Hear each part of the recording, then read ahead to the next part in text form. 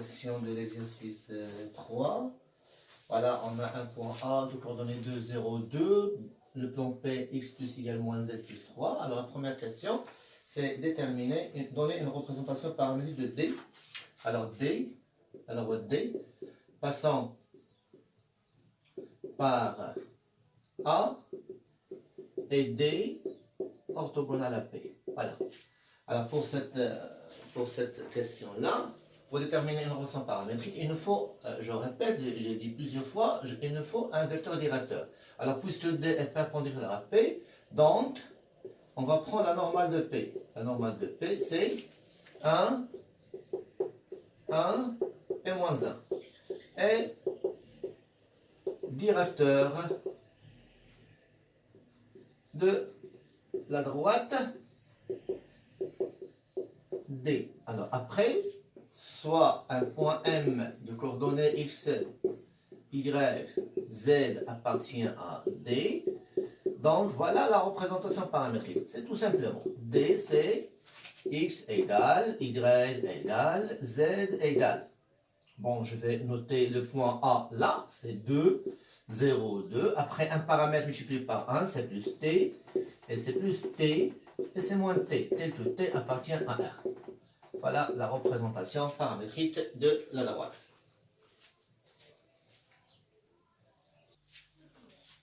Alors pour la deuxième question, pour déterminer les coordonnées du point d'intersection B du plan et de la droite D, je répète, on va résoudre le système. Alors on va faire un système. Ce système est formé par la représentation paramétrique de plus t, y est égal à t, z égale à 2 moins t. Après, c'est l'équation du plan. C'est x plus y moins z plus 3 égale 0. Ça implique, c'est une implication non, on va remplacer les x par c'est 2 plus t, le y par t, le z par moins 2 plus t plus 3 égale à 0. On passe au calcul. Donc tt c'est 3t, égale à moins 3. T égale à moins 1. Donc, B de coordonnées, je vais remplacer là par moins 1. 2 moins 1 c'est 1. C'est moins 1. Et c'est 3. Voilà.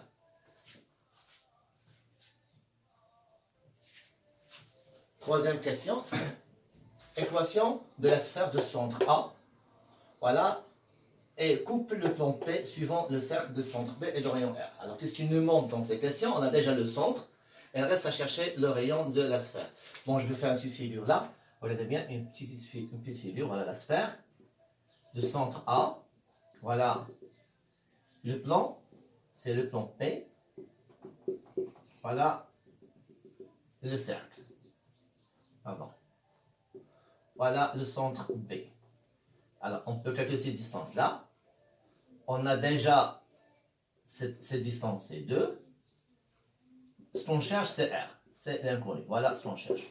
Donc, pour déterminer le rayon, on a AB. On va calculer la distance AB. C'est quoi? C'est la racine.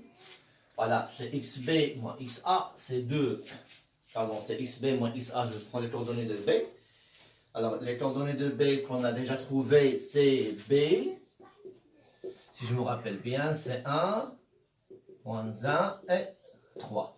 Donc, c'est xb moins xa au carré, yb moins ya au carré, zb moins za au carré. Voilà, c'est racine de 3. Donc, le r au carré, d'après Pythagore, le r au carré égale à petit r au carré plus ab au carré. Ça va donner, c'est 2 au carré plus racine de 3 le tout au carré. Pardon, c'est racine de 3 au carré. Ça donne finalement, c'est 7. Donc r est égal à racine de 7. Alors, puisqu'on a maintenant le r, donc l'équation de la sphère, c'est-à-dire soit m de coordonnées x, y, z appartient à la sphère, c'est-à-dire l'équation de la sphère sera cx moins le centre au carré, y moins le centre au carré, et z moins le centre au carré est égal à r au carré, c'est 7. Voilà, c'est l'équation, on peut la développer.